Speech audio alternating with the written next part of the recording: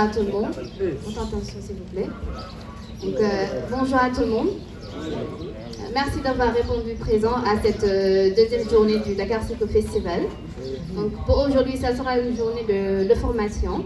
Et on a l'honneur d'accueillir le grand artiste, l'ingénieur de son Steady Decay, qui va nous faire une formation sur la structuration des organisations culturelles et la gestion de carrière. Donc, sans plus tarder, je vais lui donner l'occasion de se présenter, comme ça il pourra venir sur la formation. Donc, je vous prie de lui porter une attention particulière et à la fin, si vous avez des questions, on pourra aller lui poser. Merci beaucoup.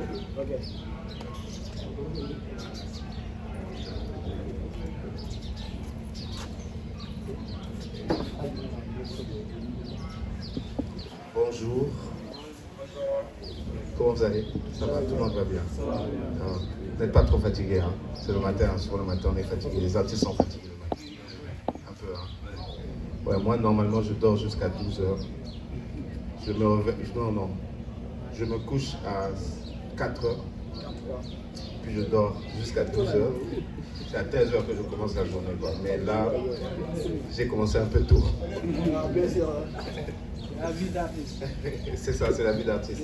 Donc j'espère que tout le monde va bien, ça va. Ok. Moi je m'appelle Stéphane, on m'appelle aussi Steady K. Je suis producteur de musique, je fais des beats, je joue, je travaille avec plein d'artistes. J'ai travaillé aussi avec des artistes qui étaient au début et qui sont montés, qui sont redescendus, d'autres qui sont montés, qui sont restés, voilà. J'ai travaillé pour Amira, je ne sais pas si vous connaissez Amira, on a fait Chéri Coco ensemble.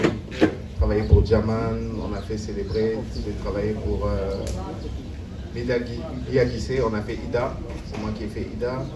J'ai travaillé pour Arnaud Brick, ils sont beaucoup, hein, Edmond Flo, VJ, Ngaka, plein d'artistes. Donc, on a travaillé avec eux sur beaucoup de morceaux. Et il y a pas mal de morceaux aussi que vous connaissez. Il y a des autres aussi que vous ne connaissez pas parce que ça n'a pas marché. C'est pas tout ce qu'on fait qui marche. Mais ça se passe bien quand même. Donc, je voulais déjà remercier tout le monde. Merci à la modératrice, merci à Oscar, merci à toute l'équipe d'organisation. Et merci à tous ceux qui sont là. Donc, aujourd'hui, on va parler de la structuration, le statut de l'artiste, en tout cas pas mal de choses. Et n'hésitez pas à m'arrêter s'il y a des questions, s'il y a quelque chose. C'est vraiment un échange, c'est pas comme si je vais vous apprendre quelque chose, vous êtes là, c'est pas comme à l'école. On discute, si vous avez des questions, vous demandez, si vous avez des réponses aussi, vous apportez et des contributions, d'accord? Donc je vais commencer par vous dire que la première des choses, c'est que dans la musique, vous avez beaucoup d'argent à vous faire. Qui est d'accord avec moi? Il y a beaucoup d'argent dans la musique. Bon, ça, on raconte ça souvent, mais tant que tu n'as pas encore vu, tu ne peux pas savoir. Et le jour où je me suis décidé de faire la musique comme une partie de mon travail aussi, au début, je gagnais 1000 francs, 5000. Des fois, je gagnais rien. 2000, 10 000, 15 000. 50 000, 100 000, 200 000. Ah là, ça commençait à devenir bien, vous voyez. Mais au début, ça commence toujours à zéro. Mais quand c'est à zéro, là, c'est là où beaucoup de gens arrêtent. Et quand c'est à zéro aussi, si tu n'es pas bien organisé, bien structuré, il y aura des problèmes. Pourquoi? Parce que tu vas rester à zéro jusqu'à ce que tu aies je ne sais pas quel âge. Et après, tu vas dire, bon, je pense que je vais arrêter la musique parce que ça ne marche pas. Donc aujourd'hui, moi, je vais vous partager certaines méthodes et certaines stratégies que j'utilise pour pouvoir rendre la musique rentable. D'accord? La première des choses, bon, je suis aussi professeur hein, à l'université Gaston Berger. Je fais des cours de son là-bas aussi. Donc la première des choses que l'on va...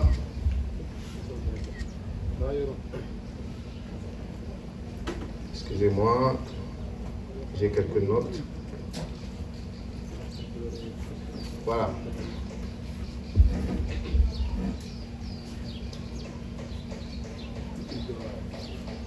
Ok, on va parler de l'ASICO.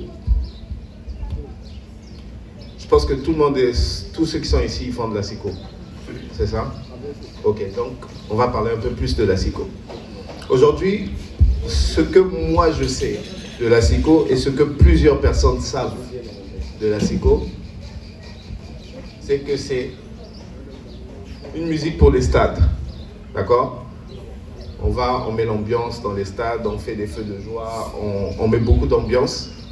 On finit de mettre l'ambiance, on est content, et puis on rentre à la maison. Demain on revient, on met l'ambiance, on est content, et puis on rentre à la maison.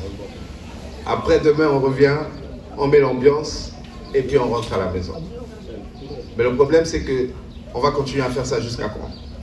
Il faut qu'on mette l'ambiance, on gagne de l'argent, on voyage, ou bien qui ne veut pas ça? Mais pour ça, il faut qu'on commence à structurer, d'accord? Alors pour avoir une certaine structuration,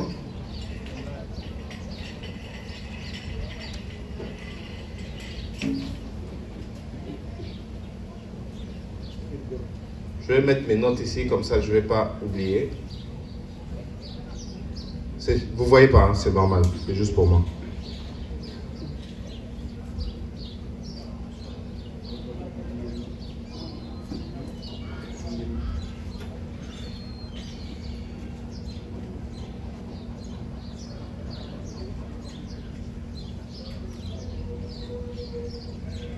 Ok. Alors, la première des choses, c'est que vous devrez commencer à changer l'image des gens qui pensent que l'ASICO, c'est simplement une musique pour aller dans les stades, faire de l'ambiance, faire des feux de joie et rentrer à la maison. Je crois que vous pouvez commencer à penser à faire de la musique d'une manière à ce que ça soit quelque chose de mainstream. Mainstream, c'est ce que tout le monde écoute. Vous voyez, moi je pense qu'aujourd'hui, ceux qui ont réussi à faire ça, c'est ceux qui faisaient les sabbats, qui ont quitté les petites fêtes de quartier pour devenir des grands artistes. Quelqu'un comme Bastio, en réalité, en vrai, c'est simplement une musique de sa part, une musique de fête, une musique de mariage qu'il a ramené, qui est devenu quelque chose d'international, qui est devenu quelque chose de national, je voulais dire. Et que tout le monde consomme comme si on consommait R. Kelly, comme si on consommait Rihanna, comme si on consommait n'importe qui. Et c'est ce travail-là que vous devez faire. C'est-à-dire travailler à ce qu'on ne vous voit plus seulement comme des personnes qui font de l'animation, mais travailler à ce qu'on vous voit maintenant comme des artistes. De la même manière qu'on voit Viviane, que l'on voit Oscar. De la même manière qu'on voit Diamant, que l'on voit... Comment je t'appelle? Oui. Comment je t'appelle? Fall. De la même manière qu'on voit tous les autres artistes, que l'on puisse vous voir. Il faudrait que votre industrie existe. Parce que ce qui se passe, c'est qu'on a le ballad, on a le hip-hop, on a le reggae, même si c'est un peu faible. On a tous les autres genres de musique. Mais quand on parle de genre de musique au Sénégal, on ne parle pas d'ASICO. Est-ce qu'on est d'accord? Donc il faudrait que vous puissiez changer ça. Ce n'est pas les gens qui vont changer ça pour vous, c'est vous-même qui allez travailler pour qu'on puisse considérer que, ah tiens, il y a ASICO, il y a Mbala, il y a rap, il y a ceci. Et ça, les rappeurs, ils ont travaillé pour arriver à ce qu'aujourd'hui, on parle des rappeurs à un certain niveau. Et vous aussi, vous pouvez faire ça. Alors, pour arriver à ça, il faudrait que vous puissiez commencer à travailler vos musiques dans un cadre beaucoup plus adapté pour que le public qui écoute votre musique puisse consommer. Vous pouvez aller sur beaucoup de formats qui peuvent vous permettre de générer de l'argent. Il y a les Dalalton aussi, je ne sais pas si vous connaissez. Les Dalalton, ce sont les sonneries. Quand tu appelles quelqu'un, et puis on entend la musique de quelqu'un. Est-ce que vous savez que, par exemple, la SODAV paye un grand pourcentage de son argent au Dalalton? Il y a des gens qui gagnent des 1 million, 2 millions sur les Dalalton, juste sur les sonneries. Je ne sais pas si vous êtes au courant. C'est-à-dire que vous prenez votre chanson, vous enregistrez au studio, vous mettez ça en sonnerie, et vous vous arrangez à ce que toutes les personnes qui sont vos fans mettent ça en sonnerie. Et à la fin de chaque semestre, ou chaque trimestre, je ne sais pas si c'est chaque trimestre ou chaque mois, j'ai un peu oublié, mais vous pouvez gagner au minimum 800 000, 1 million, 2 millions, ça dépend. Et moi, je crois que vous devez utiliser votre force. C'est-à-dire qu'aujourd'hui, Asiko fait feu de bois ou feu de camp, je ne sais pas. Il y a beaucoup de gens qui viennent. C'est le moment pour dire aux gens, hey, tout le monde est là, sortez vos téléphones. Jazz 206 Jazz, mettez ça en soleil. Si vous avez 100 personnes qui mettent ça, demain vous vous organisez un autre, il y a 100 personnes qui mettent, après-demain un autre, mais à la fin du mois vous allez chercher votre argent. Je pense que moi ce que je veux vous faire comprendre, c'est qu'il faut arrêter de penser à la musique de manière à amuser les gens. C'est vrai, on vient pour amuser les gens, mais les gens s'amusent, mais nous on travaille. Mais tant que vous n'allez pas réaliser que vous, quand tu viens taper sur les shakers là, c'est le travail. Tu vas continuer à faire les shakers, eux ils vont s'amuser, toi aussi tu vas t'amuser. Mais la différence c'est quoi? Eux ils vont rentrer à la maison, ils vont aller travailler, mais toi c'est ça ton travail. Donc si toi tu n'as pas d'argent, demain on va dire quoi? Oh, pendant que nous on allait travailler, eux ils s'amusaient. Et pourtant vous aussi vous étiez en train de travailler. Donc moi, ce que je voudrais, c'est qu'aujourd'hui, chacun commence à réfléchir à comment, et c'est là où ça commence, à comment on va prendre notre musique et commencer à la rendre rentable. Comment on va prendre notre musique et commencer à générer de l'argent avec. Donc, il y a les Dalalton qui existent. Il y a le merchandising, c'est des gros mots, mais ça ne veut rien dire. C'est vendre d'autres produits. Faire des t-shirts, faire des petits bracelets, faire des trucs que vous allez revendre. Vous venez dans un stade, vous revendez vos marchandises. Vous venez dans une organisation, une fête, vous revendez vos marchandises. Ne pensez pas qu'il n'y a que vous, hein, Section d'Assaut. Je ne sais pas si vous connaissez Section d'Assaut. Matt Gims, Black M, quand ils étaient plus jeunes. Ce qu'ils faisaient, avant, ils allaient dans les quartiers en France, ils font un concert et ils vendent les t-shirts de Watibé et les casquettes. Et ça marchait très bien. Donc, il y a le merchandising et il y a les festivals qui existent. Aujourd'hui, vous pouvez faire une musique qu'on peut prendre et que vous puissiez faire, je ne sais pas, 5, 10, 20, 30 dates. Si vous faites 30 dates, un peu partout, multiplié par, je ne sais pas, 1000 € chaque date, ça vous fait combien? Et ce que je veux, c'est que chacun puisse commencer à réfléchir comment il va prendre sa musique et comment il va commencer à la rentabiliser. Mais pour arriver à ce niveau, il faut faire ce qu'on appelle une structuration. Je vais vous donner 3 points de structuration pour ne pas être long. Comme ça, s'il y a beaucoup de points, c'est difficile à retenir. Je vais vous donner simplement 3 points de structuration qui sont importants dans tous les business. Alors,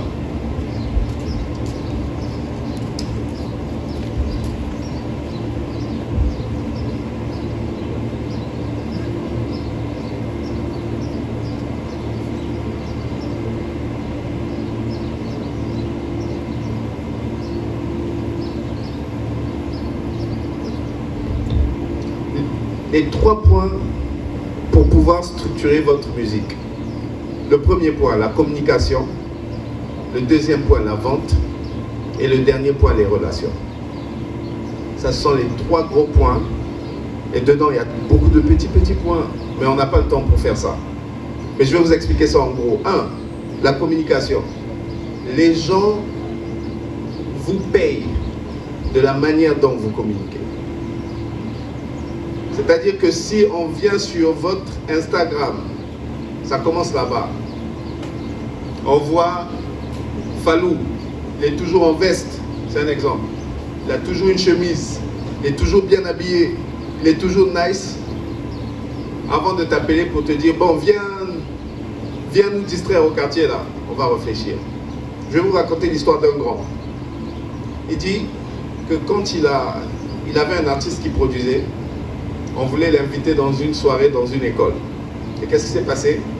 Les boys, ils sont arrivés au studio pour venir négocier le contrat. Donc il a fait asseoir les boys. Avant de commencer à parler de business, il a dit aux boys, non, attendez, il a appelé sa petite sœur. Il va m'acheter du pain à la boutique avec des œufs pressés, omelette, tout. Elle a tout fait, ils ont fini, ils ont mangé. Il est sorti. Et quand il est sorti, les boys entre eux ont dit, boy, mais le prix qu'on voulait donner là, avec ce qu'on a mangé. Si on lui dit ça, il va nous tuer. Vous voyez? Et quand le gars il revient, ils étaient obligés d'augmenter leur prix. Mais si toi, quand on va sur tes réseaux sociaux, c'est toujours des photos bizarres, c'est toujours des publications bizarres, tu mets des vidéos où tu t'amuses, en fait ta communication montre que non, moi je suis un plaisantin, ne me payez pas beaucoup d'argent. C'est comme ça que les gens vont te traiter. Faites des photos, appelez un ami qui a un appareil photo qui est nice, faites de belles photos. Est-ce que vous avez déjà vu des photos de nos stars là, bizarres, sur les réseaux sociaux? Moi, il y a une artiste que je respecte beaucoup en matière d'image, c'est Mia. Non, mais façon, on est allé en Mauritanie avec elle. Je vais vous expliquer quelque chose. On est allé en Mauritanie avec elle. On a atterri. On a fini les formalités. Au moment où elle devait sortir de l'aéroport, elle a donné son téléphone à son manager. Elle est allée devant et elle a allumé la caméra. Et elle vient, elle fait les trucs, on filme, les trucs. Dès qu'on monte dans la voiture, première réaction, ils ont pris le téléphone, elles ont commencé à choisir. Non, ça c'est pas bon, ça c'est pas bon, ça c'est bien, ça c'est très bien, ça c'est pas bon, ça c'est pas. C'est-à-dire qu'elle ne poste jamais quelque chose où elle est moche. Jamais. Tout ce qu'elle va poster, elle est nice, elle est bien habillée, elle est un peu sexy, elle veille à ce que son image soit toujours au top. Pourquoi? Parce que c'est à cause de son image là qu'on la paye. Quelle est l'image que vous vendez d'Asiko? Est-ce que c'est des boys qui sont au quartier, qui ont faim, qui n'ont pas d'argent, qui s'amusent, qui truquent? Ou bien est-ce que c'est des boys qui travaillent, qui viennent, qui ne blaguent pas avec leur métier? C'est quoi la communication que vous avez? Comment tu te vends? C'est quoi? Regardez vos réseaux sociaux. Quand on va finir, chacun va sur son Instagram, l'Instagram de son groupe, il va regarder Facebook, il va regarder. Vous savez, moi, avant, par exemple, d'appeler un artiste, je regarde ses réseaux. Je suis allé dans une réunion, je ne veux pas dire le nom, je devais proposer un projet. Je suis allé avec une fille avec qui je travaillais. On est arrivé, on s'est assis, je ne donne pas le nom de la boîte, on s'est assis sur la table pour parler du projet. Avant de parler du projet, tout le monde s'assoit. Le directeur sort son iPhone 14. À l'époque, là, c'était iPhone 14, le truc. Dépose. L'assistante sort son Samsung Z. L'autre assistante sort sa clé de voiture, elle dépose sur la table. Pourquoi ils font ça? C'est pour t'intimider. Quels sont les éléments que vous mettez dans votre communication qui vont permettre à ce qu'on puisse vous payer beaucoup d'argent? Vous savez, le monde de la musique, c'est un monde où on doit vendre une certaine image. C'est à l'image que tu vends, c'est à l'image qu'on t'achète. Si tu te vends ici, on va t'acheter ici. Si tu te vends ici, on va t'acheter ici. Donc, première des choses, ne blaguez pas avec votre communication. Faites de jolies photos, faites de vrais posts, dites des choses intelligentes, ne clashez pas à chaque fois, faites des trucs bien. Deuxième des choses, c'est la vente. Comment tu vends? Comment tu vends? Est-ce que tu fais des contrats? Ça aussi, ça fait partie de la structuration. Allô boy, tu es disponible? Oui. Bon, demain, hein, telle heure. Nice. Tu viens, tu finis de jouer. Après, on te dit, bon, tu sais, c'est compliqué aujourd'hui, hein, mais dans 2 semaines, je vais t'appeler. Et on ne t'a jamais appelé. Pourquoi? Parce qu'il n'y a pas de contrat. Le jour où on va te dire, boy, tu es disponible, toi et ton groupe, vous pouvez venir? Oui. Ok, on t'envoie le contrat. Je vous assure, quand tu dis ça à quelqu'un, avant de te doubler, il a peur. Comment vous vendez? Est-ce que vous faites des contrats? Est-ce que vous êtes structuré? Est-ce que vous avez un manager? Est-ce que il y a tout ça que l'on regarde. Aujourd'hui, si les artistes arrivent à devenir des grands artistes, c'est pas parce qu'ils ont le talent, hein. Le talent, c'est quoi? C'est 20% dans la musique. Sinon, les 80%, c'est tout ce qui est structuration, communication, vente, contrat, manager, tout ça, c'est ça qui compte. Donc, est-ce que vous êtes structuré? Je pense que maintenant que je suis en train de parler, il y a beaucoup qui réalisent que si je ne gagne pas encore l'argent, il y a des petits trucs que je n'ai pas encore fait. Et enfin, le dernier élément pour moi, c'est les relations. C'est souvent les personnes que vous connaissez qui vous permettent de rentrer dans certains domaines. J'avais un ami qui travaillait à l'Institut français, c'était un Français. Il y avait un contrat d'enregistrement ou de trucs comme ça. Comme c'est mon ami, il m'a appelé. Et on a eu un peu d'argent. Vraiment, c'était bien. Mais vous, il y a des gens, même vos amis ne savent même pas que vous faites la musique. Comment ils vont vous recommander? Pire, vous ne sortez que quand c'est vous qui jouez. Mais allez dans les lieux où les choses se passent. Quand il y a un concert, va voir les concerts des autres. Va voir les concerts des grands artistes. Quand on dit grand festival de trucs au Sénégal, la Biennale, ne reste pas chez toi. Sors, vas-y. C'est là-bas que tu vas rencontrer quelqu'un qui va te dire, lui, c'est le manager de X, finalement, qui va... Moi, je suis allé un jour au DMX, Dakar Music Expo. Je suis allé une fois au DMX, et comme ça, on m'a présenté à Ngonedou. On dit, ah ouais, c'est elle, Ngonedou, lui, c'est un beatmaker, il a fait des beats pour X. Elle dit, ah oui, prends mon numéro. Mais derrière, j'ai peut-être vendu, je sais pas, 3-4 beats. Après ça, il y a le dernier album de Nder 2.0. J'ai un morceau que j'ai placé là-bas. Pourquoi? Parce que j'étais sorti. Si ce jour-là, j'étais resté à la maison, je n'allais pas la voir et je n'allais pas vendre. Donc, sortez. Si tu restes chez toi, tu restes avec tes amis, c'est bien. Mais il faut que tu ailles connaître d'autres amis, d'autres personnes qui connaissent d'autres personnes qui vont te faire entrer dans plusieurs réseaux. Pour moi, c'est 3 choses, la structuration. C'est bien plus que ça, mais ça se résume en 3 choses. Communication, vente et relation. Je ne vais pas être trop long. Si vous avez des questions, on peut en discuter.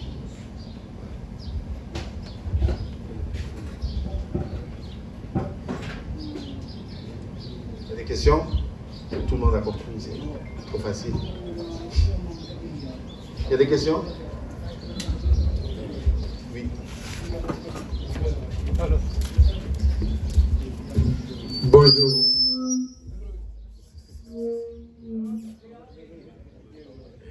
Bonjour à tous. Bonjour CDI. Bon. J'aurais bien aimé que vous reveniez sur la structuration parce que peut-être les représentants sont un peu timides pour poser la question. Mais j'aurais bien aimé que vous reveniez un peu sur la structuration des organisations culturelles. Parce que c'est un point très, très, très important pour ce milieu de la psycho. Parce que les gens ne sont pas, presque 95% des groupes qui sont dans ce milieu ne sont pas structurés. Ils sont dans le secteur informel.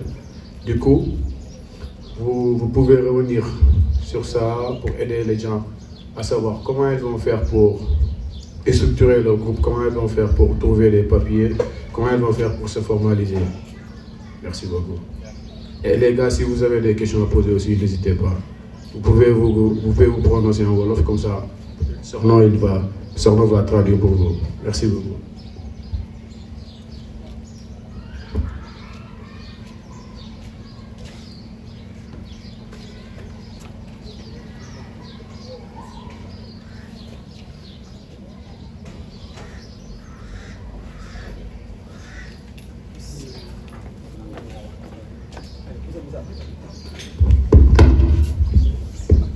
Alors, pour la structuration, si je vais aller dans les détails, première des choses, il faut avoir une équipe. Il faut vous structurer en équipe. Qui est le manager du groupe? Qui s'occupe des finances? Qui s'occupe de la direction musicale? Qui s'occupe de... Il faudrait qu'il y ait des détails. C'est-à-dire, vous devez monter une équipe avec vous. Et comme j'ai dit, il faut aussi une équipe de communication. Qui dans votre team va se charger de faire les visuels, va se charger de faire... C'est là où la structuration commence d'abord pour moi. Il faudrait que dans votre équipe, dans votre groupe, vous puissiez monter une équipe qui va travailler avec vous. Un manager, généralement, qui peut aller discuter pour vous, chercher des contrats pour vous. un directeur musical, celui qui va gérer toute la direction avec vous, un leader, tout ça. Vous devez déjà monter une équipe qui va travailler avec vous. Ça, c'est la première des choses. Deuxième, il faudrait que vous puissiez vous enregistrer. Vous enregistrer en tant qu'artiste. Aujourd'hui, il y a des structures comme l'AMS, il y a des structures comme l'AIM, Association des musiciens sénégalais, Association de l'industrie musicale. Il y a des structures aussi comme AMA, Association des managers, où vous devez vous enregistrer. Votre manager doit s'enregistrer là-bas. Vous-même, en tant qu'artiste, vous devez vous enregistrer là-bas. Il y a la SODAV aussi qui existe pour les droits d'auteur, où vous devrez aussi vous enregistrer. Donc, il faudrait que légalement aussi vous soyez reconnu, que vous ayez un papier.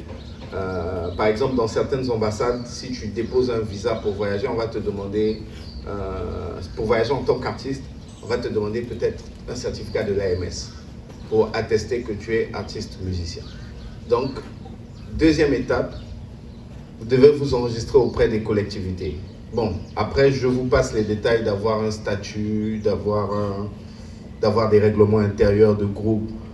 Ce qui est très important, une équipe, les enregistrements auprès des organes affiliés à votre secteur et aussi préparer tous les contrats en fonction du genre de prestations que vous livrez généralement. C'est ça la structuration. Donc pour vous structurer, pour être mieux organisé, une équipe. 2, enregistrez-vous à l'AMS, c'est l'AMS qui est le plus connu. L'AMS SODAV pour moi, ce sont les deux que je vous recommande. Et aussi enfin, préparez des dossiers où vous avez tous les contrats que vous livrez aux gens. C'est bon? Il y a des questions, que ce soit en Wolof, je comprends un peu, mais en traduire. C'est bon, il y a d'autres questions? Ça va?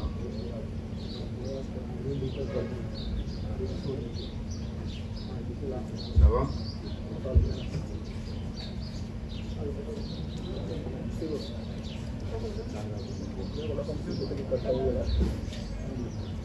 Il y a des questions? Il n'y a pas.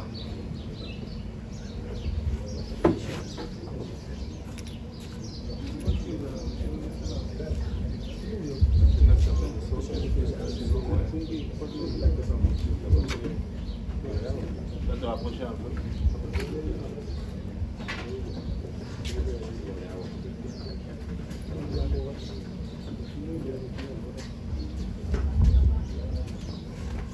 Bon, bonjour à tous. Bonjour à monsieur. Bon, je voudrais savoir comment mettre en vente le produit dans le domaine musical. Parce que les instruments n'ont pas l'habitude de promouvoir leur clip, leur musique. Bon, il y a beaucoup de méthodes pour mettre en vente.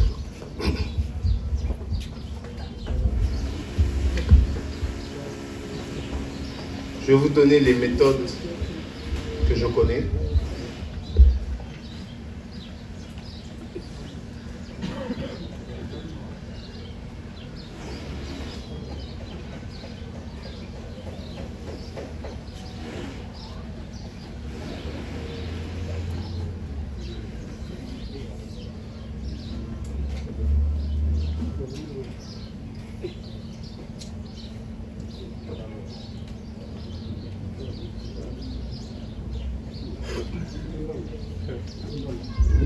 Ok. Pour mettre en vente, ça sont les 4 méthodes que je connais et que j'utilise. Il y a une qui n'est pas très adaptée à l'Afrique, mais il faut toujours mettre, c'est important. Je vais vous expliquer pourquoi. La première méthode, c'est MusicBee. Je ne sais pas si vous avez déjà entendu parler de ça. C'est une plateforme au Sénégal où tu mets ta musique là-bas. Le gars, il peut acheter la musique avec son crédit Sonatel, son crédit de téléphone. Il tape juste, je ne sais pas, il tape un chiffre, par exemple, dièse ou 206. Il envoie un message, je pense, avec un code 206 ASICO, c'est un exemple. Ça le prélève peut-être 300 ou 500. Et puis, il reçoit le lien où il peut télécharger la musique. Ça, c'est simple, c'est facile. Ils sont ici à Dakar. Ceux qui veulent, je peux vous donner, je peux vous linker vers eux pour que vous puissiez faire. Et ça, c'est très facile. Je pense que Deep les a utilisés au début de sa carrière. Il a fait un concert. Et pendant le concert, il s'est arrêté. Il a dit, bon, écoutez, je veux que tout le monde achète la chanson. Sortez vos téléphones. Les gars ont sorti.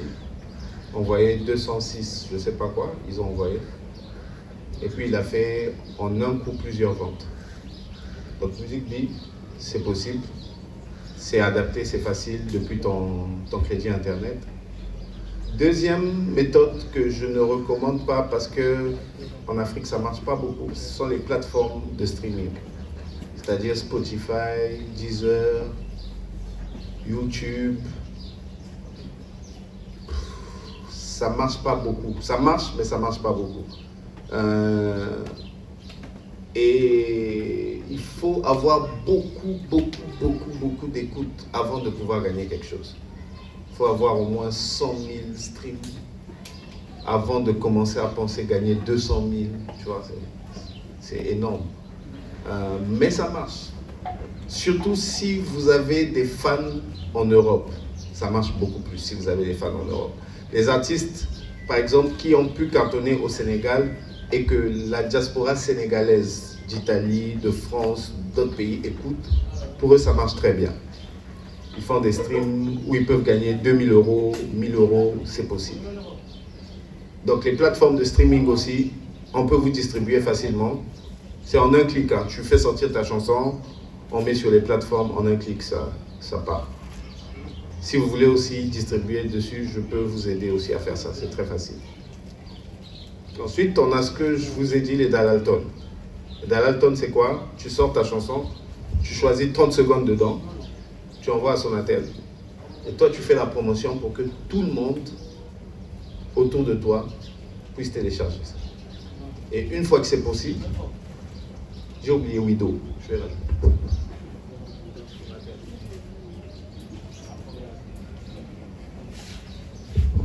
Pour que tout le monde autour de toi puisse avoir ça en sonnerie. L'avantage des Dalalton, c'est quoi? C'est que quand quelqu'un souscrit une sonnerie, ça retire 100 francs. Je pense que c'est 100 francs ou 50, je ne sais plus trop. Mais après, c'est difficile pour qu'il l'enlève. Donc chaque fois qu'il va mettre le crédit, on va lui prendre 50. Et toi, à chaque fois, ça va te verser quelque chose. Donc ça, c'est aussi un bon modèle. Je peux aussi vous aider à aller là-bas, c'est facile aussi. Sonatel aussi a Wido, je ne sais pas si vous connaissez, c'est un fournisseur de contenu vidéo par contre.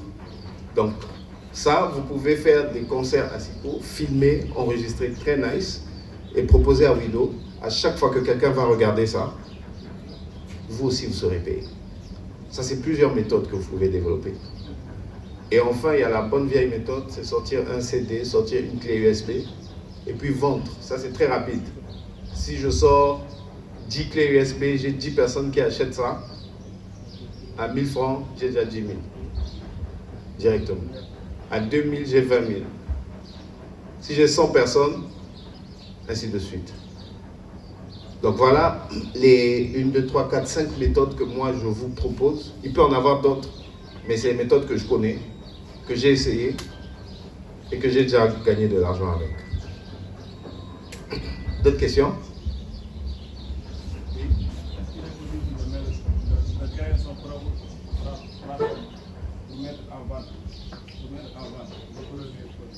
Oui, sur ces plateformes. Oui, c'est possible. Mais ça veut dire que tu vas un peu, bon, tu vas pas souffrir, mais tu dois passer par Wave, par exemple, qui va te fournir un code marchand et ainsi de suite. C'est un peu long, mais c'est possible. Après, l'avantage que tu as avec ce genre de plateforme, c'est que eux, ils ont déjà fait tout le travail de papier. Parce que toi, il te faut avoir une entreprise qui va aller discuter avec Orange, qui va aller discuter avec Wave, qui va aller discuter. Après, on va te dire, envoie un contrat, on va te renvoyer, ça va traîner. Mais c'est possible. Si tu as un bon informaticien, il te montre ça en un mois, c'est fini, tu auras ta propre plateforme. Mais le plus facile, c'est passer par des plateformes qui existent déjà, parce qu'ils ont déjà un public aussi. Tu vois, si tu dis à quelqu'un, télécharge avec Dalalton, Dalalton aussi peut envoyer des messages aux gens. Et ça, c'est possible. Dalalton peut envoyer des messages à tous ceux qui ont l'habitude d'aller au stade. Ils vont dire, ils font des push SMS. Ils ont peut-être 10 000 personnes qui savent qu'ils ont l'habitude d'aller au stade. Ils ont leur numéro de téléphone. Ils envoient un message pour dire, vous pouvez mettre la chanson de Fallou en sonnerie en appuyant 200, je sais pas quoi. Et ça, c'est plus facile pour vous. Chanson Asiko, ici directement. Donc moi, je vais vous conseiller d'aller vers les Dalalton. Aujourd'hui, c'est incroyable, mais ceux qui gagnent des millions dans les Dalalton, ce sont les chansons religieuses. Les zikrs et le gospel. C'est les deux qui gagnent le plus d'argent sur les Dalalton. Pourquoi pas Asiko? Donc il faut essayer. Il y a d'autres questions? Ça va.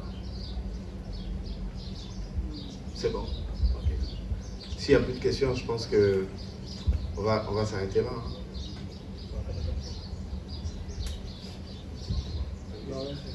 Hein? Ça va.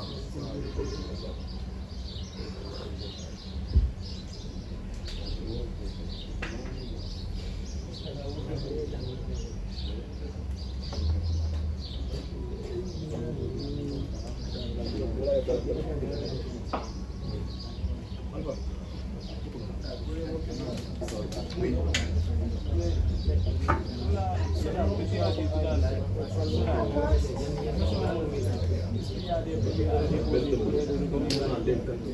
Pour la SODAV, oui, il y a des papiers à déposer. Ta pièce d'identité, 2 photos, ta pièce d'identité légalisée à la police ou à la mairie, 2 photos d'identité et une chanson. Ouais, enregistrée. En MP3, quoi. Dans une clé, tu déposes. C'est tout. Et puis, normalement, la SODAV, normalement, la SODAV paye tous les concerts que vous faites. C'est-à-dire que, pour vous expliquer un peu le processus de droit d'auteur, chaque fois que vous jouez à un concert, peut-être ça peut être intéressant pour vous. Je ne sais pas trop comment ça fonctionne dans les matchs de foot, je ne sais pas s'ils payent la SODAV, mais normalement, chaque fois que vous jouez à un concert, vous devez prendre une fiche jaune à la SODAV pour remplir. Et quand tu as assez de fiches jaunes, tu vas déposer, et puis normalement, on te paye. Bon, moi, la SODAV ne m'a jamais payé, mais il y a des gens qui ont déjà touché l'argent de la SODAV. Bon, après, je ne suis plus à la SODAV, je suis à Assassin. Voilà. Mais si tu as 2 photos d'identité, ta pièce d'identité légalisée plus une chanson, c'est en ville, c'est vers UKO. Tu vas là-bas, tu déposes ton dossier. Et puis tu as la SODAV. C'est tout. C'est gratuit. Souvent, nous, on organise des concerts plein air, mais on dépense beaucoup d'argent. Mais pour en avoir en retour, il faut avoir des parrains, des marraines. C'est sur ça qu'on se base pour avoir, mais on ne gagne pas beaucoup. Tu dépenses beaucoup, mais tu gagnes moins. C'est pour ça qu'il faut trouver des méthodes pour rentabiliser. Chaque industrie a des méthodes pour rentabiliser. Vous devez tester plusieurs méthodes. Par exemple, je veux prendre un exemple. Au Congo, la musique, ce qui marche, c'est, je ne sais pas comment on va appeler ça ici, c'est le fait de dire les noms des gens. Je ne sais pas si vous écoutez les chansons congolaises. Les chansons congolaises, on dit tonton Fallou, meilleur tonton, tonton X. Mais ça veut dire que chaque nom a donné 100 000, 200 000, 300 000. Donc si dans la chanson il a dit non, pour lui, il a déjà payé tout son album. Ça, c'est une méthode pour eux et ça marche très bien. Après, il y a les batteries aussi, ça marche très bien pour eux. Pour le malheur aussi, les batteries, ça marche. Donc, c'est pour ça que pour vous, dans la SICO, vous devez trouver une méthode. Aujourd'hui, les musiques religieuses ont trouvé leur méthode. C'est Dalalton. Pour eux, ça marche bien. Donc, vous devez tester. Soit, si vous faites des concerts, les parrains et les marraines ne donnent pas assez d'argent, vendez des articles, des t-shirts, des trucs. Si ça aussi ça ne marche pas, essayez autre chose. Vendez des tickets. Si les tickets ne marchent pas, essayez autre chose. Faites à ce que tous ceux qui viennent gratuitement puissent au moins prendre un Dalalton. Entrée du concert Dalalton. Donc voilà. Je reviens sur lui. Oui. Le pourquoi la SODAV ne peut pas nous payer. Parce que nous les jeunes, on chante tous les mêmes chansons. Personne n'écrit sa propre chanson. Okay. Il n'y a pas de mélodie, il n'y a pas de... On part pas au studio pour sortir des chansons. Mais quand on sort des chansons, ça va nous payer. Mais c'est ça qui est chez nous. Ah, ok. Donc voilà aussi un point que vous devez faire. C'est commencer à écrire vos chansons. Parce que si vous chantez les mêmes chansons, vous ne pouvez pas enregistrer ça à la SODAV. Ça fait partie du DEP, domaine d'exploitation publique. C'est pour tout le monde. Si tu écris ta chanson, c'est pour toi. Et la SODAV sera obligée de te payer parce que tu as exécuté ta chanson. D'accord? C'est vrai. Il y a d'autres questions? Nous, les agriculteurs, on fait beaucoup de concerts. Mais le problème, il en est que quand on fait des concerts, on prend notre propre moyen. Dans ce cas, je veux savoir comment on peut faire pour faire un concert s'il y a des structures que l'État a fait pour nous aider à faire comme par exemple vous donner des sonorisations, des podiums. S'il y a des moyens pour faire notre concert, sans pour autant se blesser. Ok, vous connaissez le FDCU? Vous ne connaissez pas? FDCU, Fonds des cultures urbaines. Je pense que c'est 1 milliard, 100 milliards, je ne sais plus. En tout cas, ça arrive dans le milliard. C'est de l'argent que l'État met à la disposition de tout ce qui est culture urbaine. Donc, vous êtes beaucoup. Organisez-vous. À Siko Festival, demande 3 millions, 5 millions, 10 millions, ça dépend. Tu envoies le projet. Chaque année, ils font des appels à projet. Tu envoies le projet. Un autre, l'autre, il dépose festival. L'autre dépose structuration. L'autre dépose pour ouvrir un studio spécial à Siko. L'autre dépose pour... Vous savez, l'une des plus grosses sources de revenus de la musique, c'est les produits dérivés. C'est-à-dire tous les services que vous pouvez mettre autour de la musique.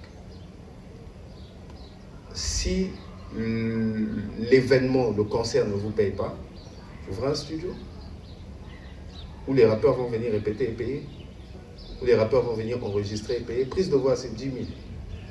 Si tu as 10 prises de voix dans la journée, ça fait 100 000. Là, je prends une journée. Si tu fais ça pendant 20 jours, ça fait combien? Ouvrez des business qui vont financer la Siko.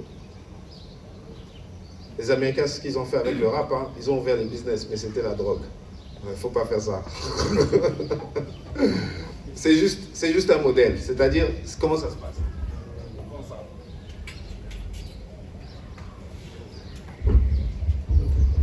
L'activité, c'est ça.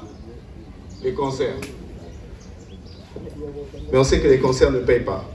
Donc, l'argent que l'on prend de FDCU, l'argent que l'on prend des parrains, l'argent que l'on prend des subventions, des cotisations, l'argent que l'on prend ailleurs, on prend ça pour investir dans un studio,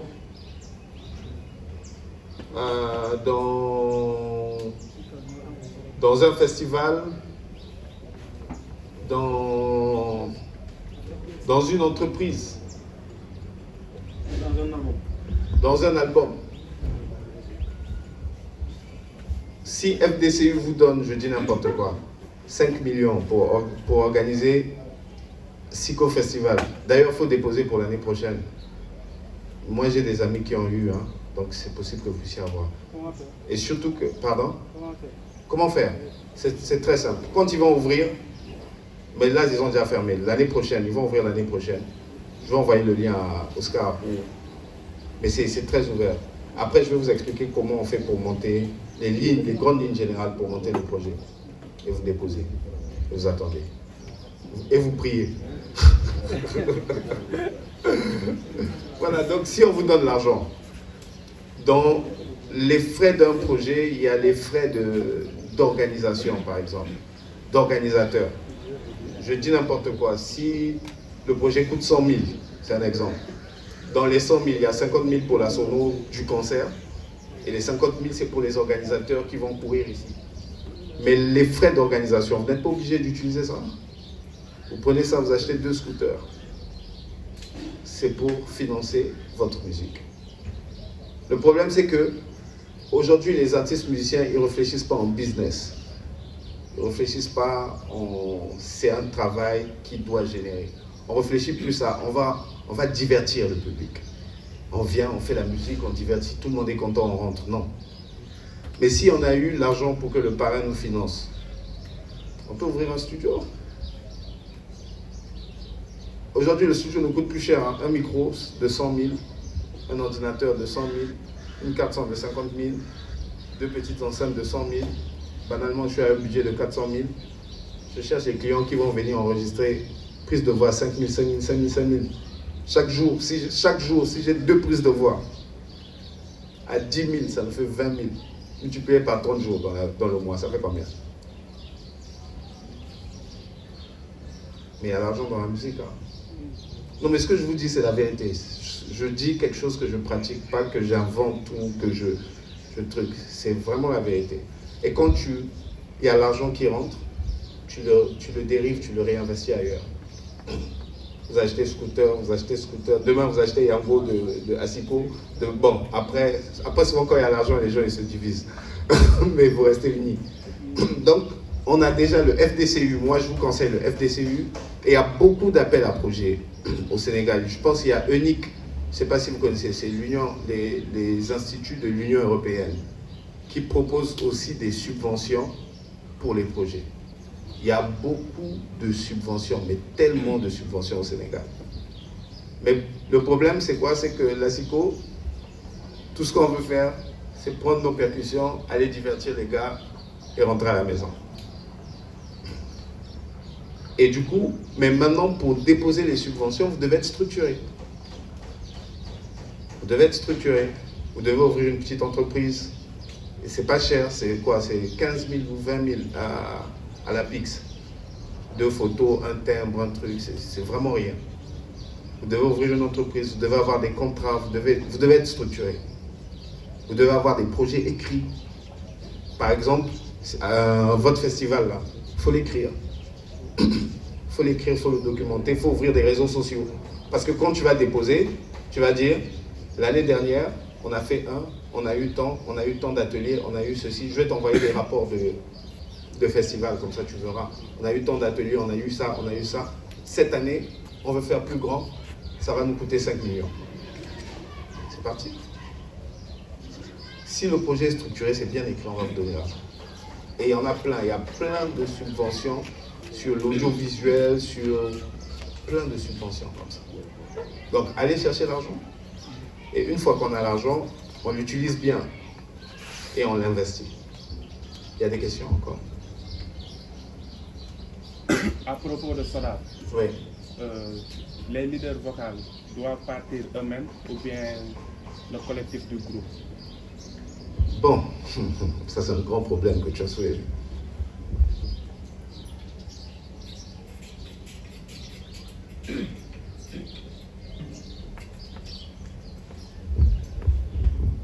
SODAV, c'est la structure qui gère ce qu'on appelle les droits d'auteur.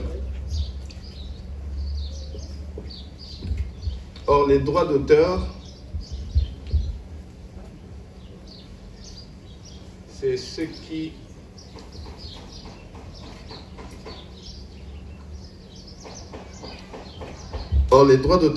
écrivent les textes, la musique et l'arrangement. Ils sont 3. Les textes. Si j'ai une chanson, la chanson c'est Aïe mama, aïe mama, aïe mama, aïe mama. C'est ça la chanson. Celui qui a écrit Aïe mama, il a les droits sur les textes. Celui qui a dit bon, Aïe mama c'est bien, maintenant on va mettre ça en chanson. On va mettre ça en chanson, ça sera Aïe Mama, celui qui a trouvé la mélodie là. Il est compositeur. Celui qui dit, au lieu de faire Aïe Mama 4 fois, on va faire ça 2 fois parce que ça sera plus nice. Il est arrangeur. Donc les 3 là, ce sont les 3 qui doivent aller mettre leur nom. Ce n'est pas forcément le leader vocal. Si le leader vocal n'a rien fait, son nom n'est pas là-bas. Je vais prendre un exemple. J'ai fait Ida de Mia. J'ai fait la musique. J'ai fait la mélodie, ce qu'on appelle couramment dans notre domaine la top line.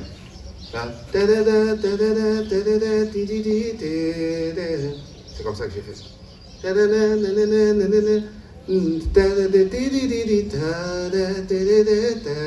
J'ai envoyé. Elle a appelé Kou. Kou est venu. Il a écrit des textes sur cette mélodie-là. On a pris les 2, on a donné à Mia, elle a chanté.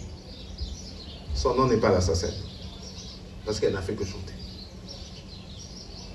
C'est le leader vocal, c'est elle qu'on voit, mais son nom n'est pas l'assassin. Parce qu'elle n'a pas écrit, elle n'a pas composé, elle n'a pas arrangé. Je ne sais pas si vous comprenez. Donc tu peux être le leader vocal, et si tu n'as pas fait ce travail d'écriture, de composition de mélodie ou de composition de musique ou d'arrangement, on ne mettra pas ton nom. Maintenant, si nous tous, on a composé, par exemple, quand on fait toi tu dis non, on fait aussi comme ça. Non, moi je pense qu'on va ajouter ça. Tout le monde aura son nom. C'est bon? Et maintenant, la SODAV, quand l'argent va sortir, va payer toutes les personnes qui ont écrit, composé la musique, composé la mélodie ou fait d'arrangement. Il y a des questions? Ça va. Vous avez parlé de la FCC. Vous avez aussi énuméré les points pour rentabiliser notre musique. Est-ce que vous pensez réellement qu'avec le naturel de l'ASCO, avec les instruments qui sont lancés, on peut vraiment rentabiliser notre musique? Bien sûr. Bien sûr. Toutes les musiques sont rentabilisables. Bien sûr. Vous pouvez vraiment rentabiliser. Le truc, c'est que malheureusement, quand on est nouveau sur une industrie, quand on est les premiers à vouloir rentabiliser une industrie, c'est à nous de faire tous les tests. L'avantage des nouveaux artistes de Mbala, c'est qu'ils ont eu les Omar Penn, les Youssou N'Dour, les trucs qui ont fait plusieurs tests jusqu'à ce qu'ils trouvent ce qui marche. Donc eux, ils arrivent dans une industrie où ça a été déjà fait. Mais vous, vous êtes les premiers à vouloir structurer. Donc vous devez faire tous les tests jusqu'à ce que vous allez trouver le modèle qui marche. On fait tous les tests. Vous avez essayé les soirées avec les parrains. Apparemment, ça ne marche pas.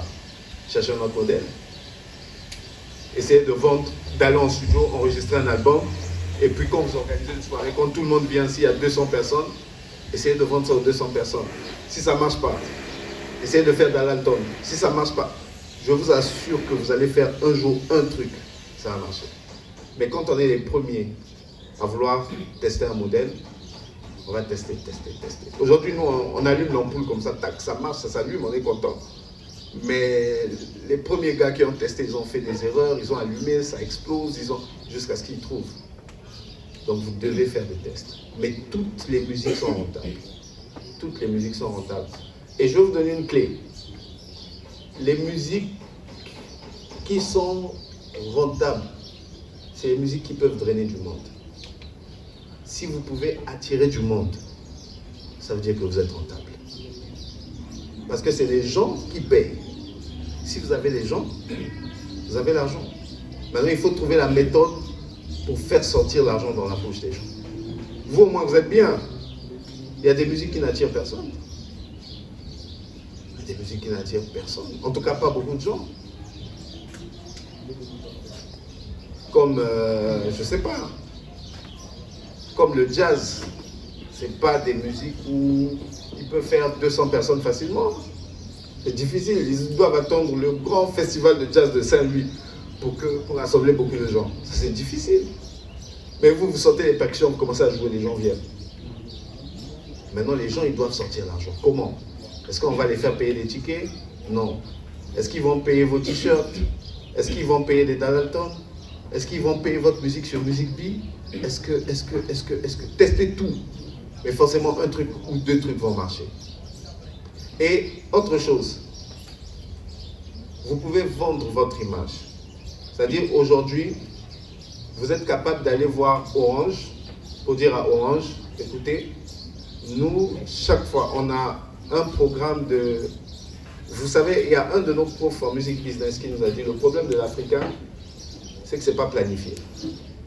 En Europe, le gars, il va jouer le Stade de France en 2026, décembre. On sait ça déjà maintenant. Si tu vas voir Orange, tu dis, écoute, bon, je dis Orange, c'est une grosse boîte, mais il y a des petites boîtes qui sont prêtes à donner l'argent. Et j'ai déjà testé. Tu vas les voir, tu dis, écoute, en 2026, on a 7 dates. Sur 7 dates, dans le quartier, on va rassembler au moins 300 personnes. Ça te fait un total de, je sais pas, 2000 personnes. On a besoin de 100 000 pour mettre à chaque petite soirée de quartier ton affiche derrière. Tu vas voir 10 boîtes comme ça qui te donnent 100 000. Tu as 1 million. Tu prends les 1 million, tu réinvestis dans un studio. Tu prends les 1 million, tu réinvestis dans 3 tchac-tchac. Tout est rentable. Si vous attirez le monde, vous devez convertir ce monde-là en argent. H The Best, à l'époque où je jouais avec lui, on jouait peut-être chaque semaine.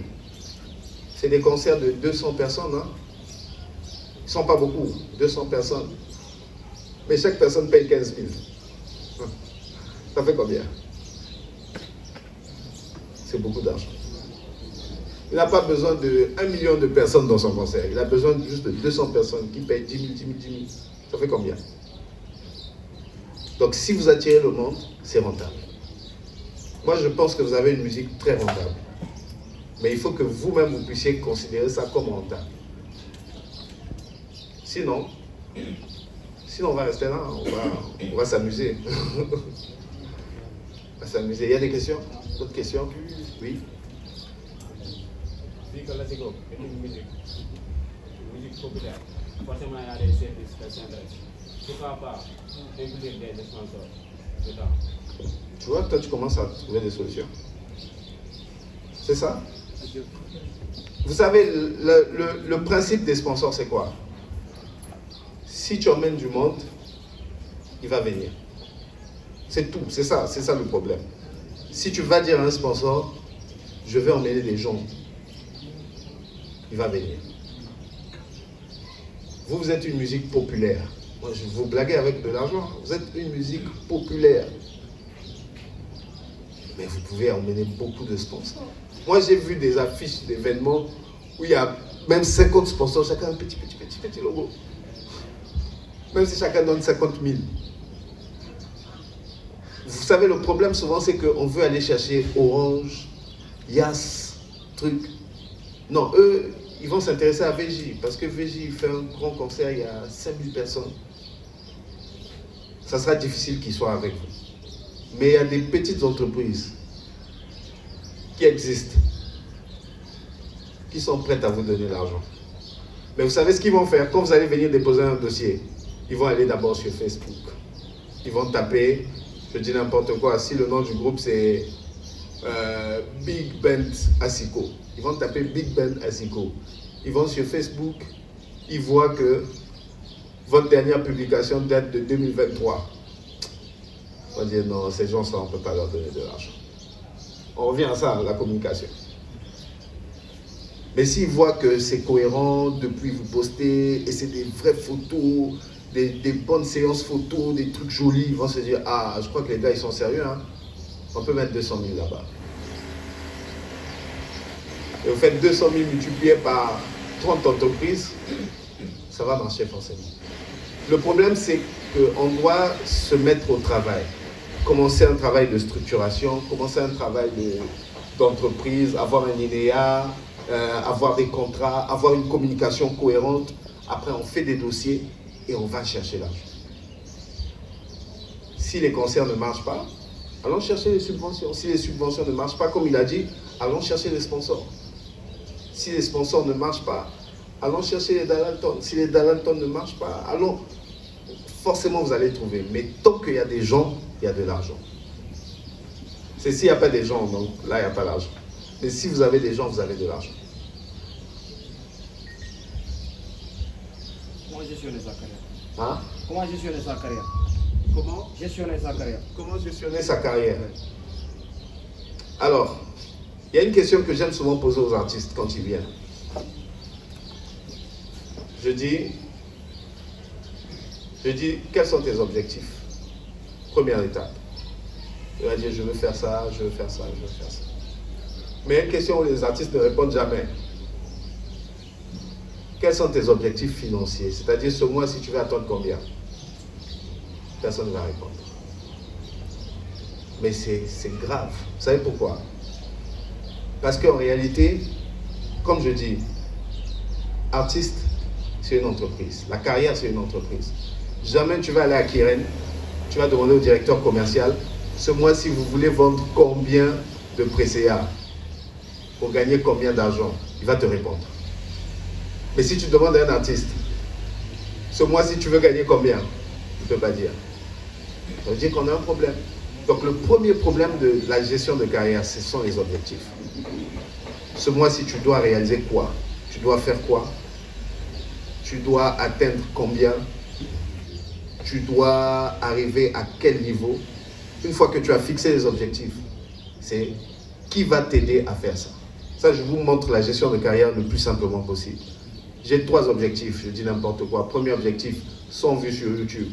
Deuxième objectif, 100 000 le mois. Troisième objectif, agrandir mes fans de 50 personnes. Qui va m'aider à faire ça? Je pense qu'elle est très forte en communication. Je vais lui parler de ça, peut-être qu'elle aura des idées. Lui, il est très fort en finance. Il peut m'écrire les dossiers pour qu'on aille déposer à la FDCU. Lui, il est très fort. Et une fois que tu as les bonnes personnes, vous fixez les dates, vous faites les actions, vous avez atteint les objectifs, c'est là la gestion de carrière commence. Vous gérez les objectifs. La carrière, c'est des objectifs à atteindre. Donc pour gérer ça, il faut savoir quelles sont les stratégies qu'il faut mettre en place pour atteindre ces objectifs. Mais beaucoup d'artistes n'ont pas d'objectif. S'ils en ont un, c'est faire plaisir au public, divertir le monde. Mais ça, c'est pas rentable, malheureusement. Ça, c'est de manière simple. Après, dans les détails, il faut avoir un manager, il faut tout ce que j'ai dit. Mais le manager, même le manager, il vient travailler sur des objectifs. Si le manager vient, tu dis, bon, écoute, moi, je veux que tu m'aides parce que j'ai envie de faire grand théâtre en 2026. Allons-y, travaillons. Pour faire grand théâtre, tu vas faire quoi? Je vais faire tous les quartiers, je vais faire la promo, je vais faire ceci, jusqu'à arriver à 2026. C'est parti. Quand 2026 finit, c'est comme ça que les Blancs travaillent. Ils font une projection sur 2 ans. Dans 2 ans, on va faire quoi? On va faire un album, on va faire une tournée. Après la tournée, on va faire ça, on va faire ça, on va faire ça. Dadju et Taiki, c'est ça, non? On va sortir un album ensemble, après on va faire ça, après on va faire ça. Et quand ils finissent tous les objectifs, c'est là où ils vous disent, bon, la tournée est finie. On va se reposer. C'est pas qu'ils sont en train de faire les concerts, après ils disent, oh, on est fatigué, bon, on va se reposer. Non. Ils avaient dit, on va faire peut-être 300 dates, tant d'albums, tant de trucs. Quand ils ont fini, ils sont arrivés à la fin, ils disent, bon, on a fini, on va se reposer.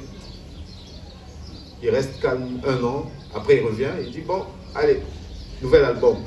C'est parce qu'il a fixé de nouveaux objectifs. Mais en Afrique, non, c'est pas comme ça. Tu te réveilles le matin, tu dis, oh, ouais, ça fait longtemps que j'ai fait la musique. Oui, tu fais quoi?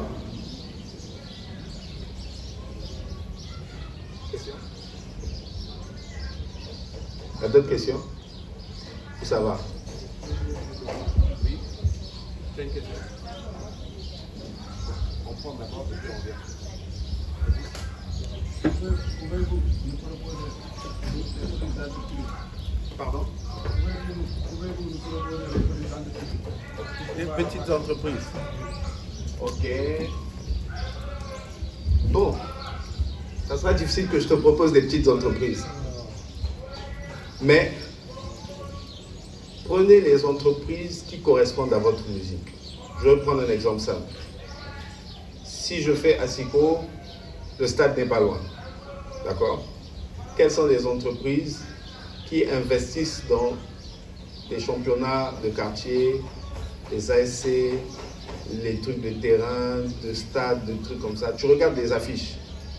Tu regardes les affiches des autres, tu regardes tout et tu vois à l'intérieur. Tu prends, tu appelles. Tu donnes à quelqu'un qui parle bien, un de tes amis qui parle bien, ou toi-même. Bonjour, ça va, vous voulez, voilà. J'avais un projet, je voulais m'adresser au responsable. Ça te dit non, il n'est pas là, il va venir demain, tout ça. Jusqu'à ce que tu vas déposer un dossier, c'est tout. Après, il y a une très grande méthode aussi, des relations. Moi, ce que je me suis rendu compte au fur et à mesure que j'avance, c'est qu'autour de nous, on a toujours quelqu'un qui connaît quelqu'un. Ça, c'est très rapide. Quand tu t'assois, tu cherches quelque chose, demande autour de toi. Bon, tu ne connais pas quelqu'un qui travaille, tu vas voir. Il y a forcément quelqu'un qui connaît quelqu'un. Et tu passes par la personne, c'est plus rapide. J'organisais un événement et je ne voulais pas payer les bouteilles d'eau. J'ai demandé autour de moi, il y a quelqu'un qui m'a dit, oh mais si, moi je connais quelqu'un qui travaille à Casamançaise. J'ai fait un mail à la personne qui a transféré au service. Et puis on m'a dit, viens chercher. À la fin même de l'événement, on a partagé les bouteilles. Ce qui est resté, on est allé vendre ça à Sanaga encore. Donc il y a toujours quelqu'un qui connaît quelqu'un. Ça c'est une règle de la vie. Dieu, je ne sais pas comment il a fait les choses, mais il est fort. Tu as toujours un ami, un tonton, quelqu'un qui va connaître quelqu'un qui travaille dans une entreprise. Propose, tu ne perds rien. C'est bon?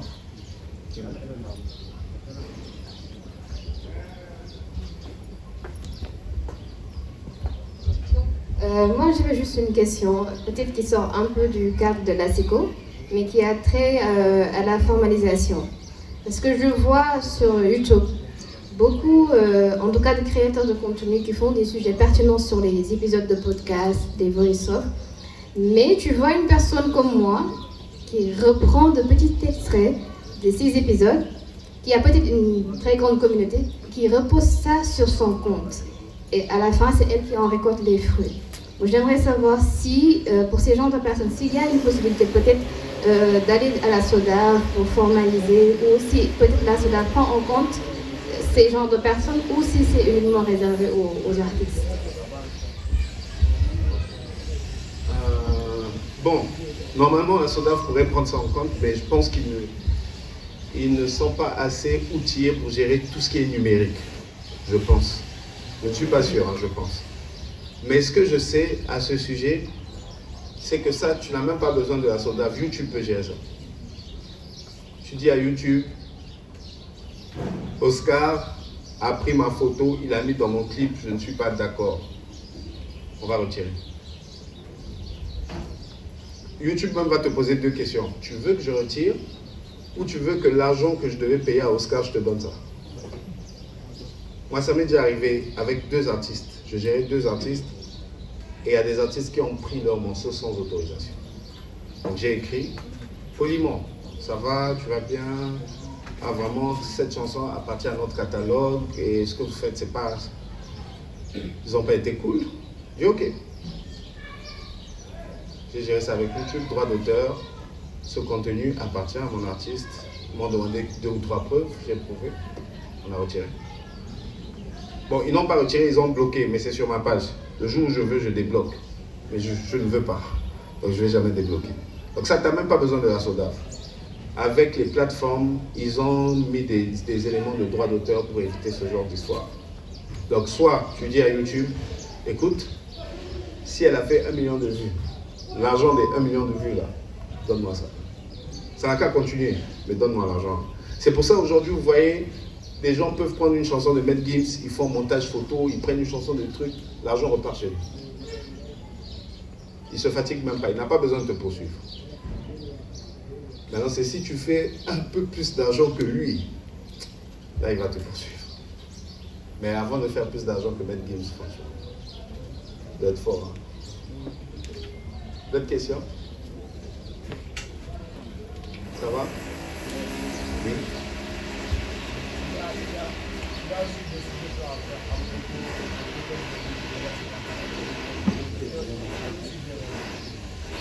suggestion. Alors moi, je pense, ce que je peux vous suggérer, c'est de diversifier votre musique. C'est-à-dire, vous pouvez avoir plusieurs genres, plusieurs formats. On a le format Asiko pour l'ambiance dans les quartiers, musique populaire, les stades et tout le reste. On a le format Asiko pour que tout le monde écoute. Un peu ce qu'a fait Bastion. C'est vrai, c'est du sabbat, mais c'est un peu évolué, quoi. Un peu moderne de façon. Voilà. Vous pouvez avoir ce format-là aussi.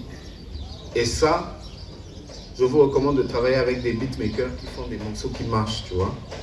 Ils peuvent vous dire, bon, on va prendre ça, vous allez jouer comme ça, moi je vais compléter 2 ou 3 trucs, mais on va mettre plus les asiko en valeur. Et puis, soit vous pouvez travailler en band, c'est-à-dire on présente tout le groupe, soit vous avez un leader vocal qui sera devant, comme Youssou et Super Étoile, mais le leader là, on l'habille bien. Voilà, vous trouvez aussi des thématiques aussi qui parlent, parce que aujourd'hui, quand le gars il dit c'est pas les marabouts, c'est Dieu, ça parle.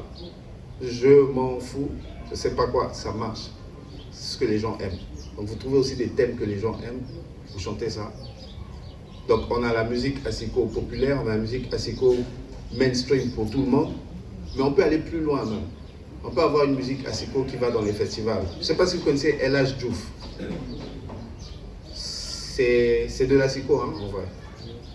Mais c'est raffiné. Tu sens que c'est fait pour les toubabs, pour qu'ils puissent tourner. C'est un gars qui tourne. Il fait le tour du Canada, après il va en Europe. C'est toujours de l'asiko. Mais maintenant il a rajouté des guitares, des trucs. Ça fait plus un peu jazz, un peu. Donc vous pouvez créer plusieurs formats d'asiko. Oui. Vous avez parlé de modernisation. Quelle vision nous proposez-vous? Pourquoi ne pas fusionner asiko et essayer d'inclure les Exactement. Exactement. Essayez de faire des fusions. Faites asiko électro, asiko mbala, asiko. Et une des choses qui peut vous aider, c'est le featuring. Ne restez pas dans votre monde. On fait, je dis n'importe quoi, Oscar fit Jaman. Ça va faire à ce que l'autre public va commencer à découvrir, ah tiens, l'asiko c'est peut-être pas mal. Faites des feats. Mais si vous restez entre vous, faites les choses entre vous, ça ne peut pas toucher à notre public. Faites des feats, faites participer d'autres personnes. Les Américains appellent ça, cette stratégie, ils appellent ça name dropping. Ça veut dire, on utilise le nom de quelqu'un pour nous emmener quelque part. S'il veut gagner un Grammy, il va appeler un arrangeur que les jurys du Grammy connaissent. Vous voyez la stratégie? Comme ça, quand il va venir arranger son morceau, quand lui va poster ça sur ses réseaux, les jurys du Grammy vont dire « Ah, c'est quel artiste ?» Donc il y a des stratégies comme ça. Faites des featuring, associez-vous aux autres personnes, faites quelque chose de plus moderne. Je ne dis pas de supprimer ce que vous avez. Gardez ça parce que ça marche. Rajoutez, faites plusieurs trucs. Et vous allez voir que de plus en plus, au bout d'1 an, si vous travaillez de manière structurée, au bout d'1 an, je vous assure, asiko devient une musique mainstream. Oui. Et les cinémas qui n'ont pas de plateforme, qu'est-ce que vous leur conseillez? Qui n'ont pas de plateforme, comme chaîne, TikTok, YouTube, Instagram. Il faut qu'ils puissent créer. Si tu es psychomane, tu n'as pas de Facebook, Instagram, mon ami, dès qu'on finit ici, là, va créer pour toi. Parce que c'est là où, aujourd'hui, la musique, c'est sur Internet.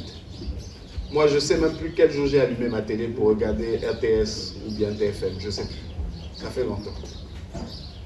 Si j'allume ma télé, c'est pour mettre Netflix. Donc, tout le monde sur les réseaux sociaux.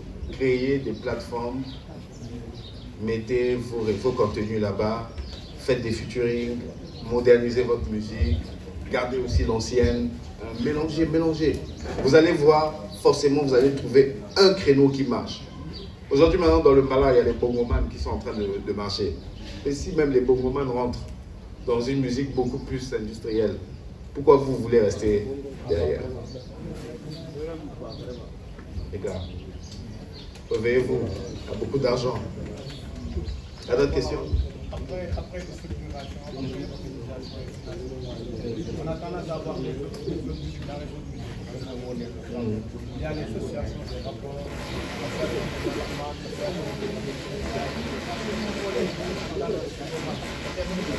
moi, j'ai la conviction que quand on est permis, on va aller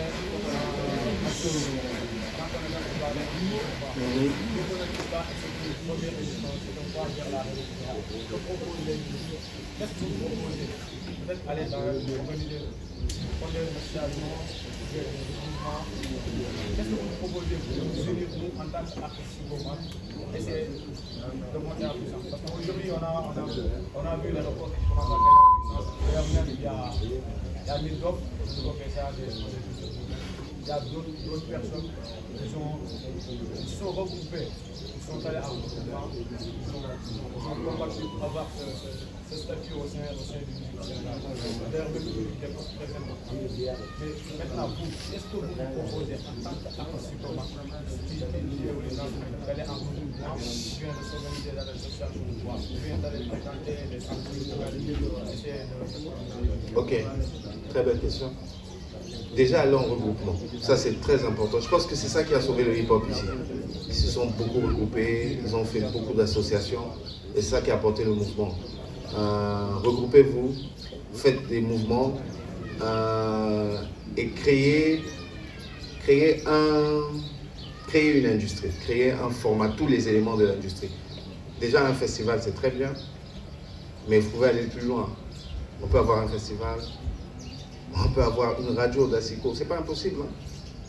On peut avoir une radio d'Asiko, on peut avoir une télé d'Asiko, même si c'est web. Même si c'est web. Aujourd'hui, il y a One Nation, je pense, dans le hip-hop, qui est en train de marcher. Pourquoi pas l'Asiko? Une télé, une radio, un centre culturel Asiko. Il y a là, regardez, on a la MCU, hein, Maison des Cultures Urbaines. Ça marche. On a le J-Hop. Pourquoi pas la maison MCA, Maison des Cultures Asiko, je sais pas, je dis quelque chose comme ça. Mais ça peut se faire. Et ça, c'est des projets que vous déposez, FDCU, ENIC, truc. Vous pouvez avoir un petit financement. Même si au début, ça commence par un petit truc de 5 mètres carrés. Mais il suffit que ça marche.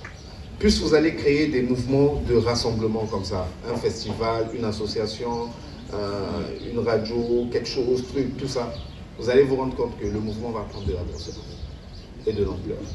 Mais tant que vous restez aussi dispersés, pas d'activité, pas d'initiative, vous allez rester derrière. Et ça, c'est déjà encourager ce festival-là parce que je pense que c'est déjà un grand pas. Et pour les prochaines éditions du festival, n'hésitez pas à aller chercher. Ça, c'est un secret que je vais vous donner. Moi, j'ai fait ça pour le gospel et ça marche. N'hésitez pas, quand vous organisez vos événements, allez chercher les grosses têtes de l'industrie pour venir dans vos événements. Parce qu'ils doivent voir. Pour qu'ils puissent se rendre compte que vous existez. Vous faites festival d'Asiko, allez chercher la directrice de l'Institut français. Pourquoi elle n'est pas là? Elle doit être là. Elle doit savoir que, ah tiens, il y a un mouvement Asiko qui existe. C'est un style. Ah ouais, je ne savais pas. Allez chercher le Goethe, l'Institut. Allez chercher Cervantes, espagnol. Vous allez dire, ouais, mais si vous avez des groupes espagnols qui vont venir, on va faire musique espagnole mélangée avec l'Asiko. C'est comme ça que ça va marcher. Mais si vous continuez à faire les choses entre vous, pour vous, ça va traîner. Donc pour moi, ce que je recommande, c'est continuer à multiplier ces initiatives. Regroupez-vous, mais faites intervenir les grosses têtes de l'industrie. Allez chercher Awadji, n'a qu'à venir, il doit savoir que ça existe. Vous voyez un peu? Comme ça, la prochaine fois, quand vous allez faire, ah, tu as vu, la dernière fois, on a fait grand, on cherche 500 000. Même s'il ne donne pas 500 000, il peut donner 50 000, c'est quelque chose. C'est bon? D'autres questions? Ça va? Ok? S'il n'y a plus de questions, c'est bon pour moi aussi. Merci.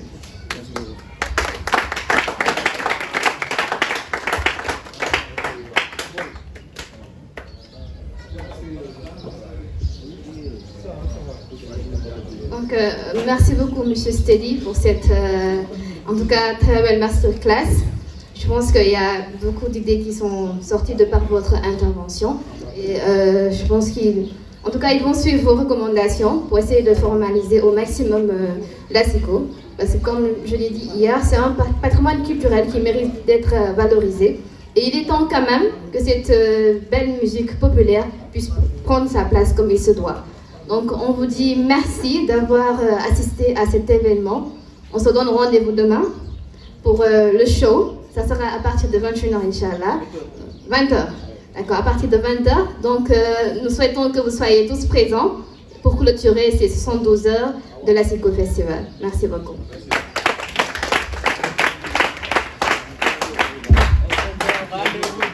Inch'Allah.